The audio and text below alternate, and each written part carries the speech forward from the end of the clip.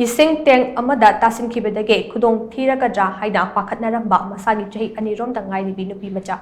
Assam Rifles na pakna kanba ngamkhre. Assam Rifles na thalorokpa pau amana hai thawlok ase Kamtong district ke Grihang khulda ngasi ayupung mangaga minute nifurom tabada thokibane. Khul ase lambi thonggi fibam chadabana Nupimacha ado kanba ngamgani haibagi thajaba mangnanurabani haire. Adum oinamak pau adu hek fangbaga Assam Rifles ke medical personnel sing yauba team amana mafam aduda khonglai thuna changsinjuna Nupimacha adu first aid pidaba tungda military helicopter amada Imphal da leiba Assam Rifles ke military hospital da airlift tawduna purakhe mafam aduda Nupimacha adu makha taba laying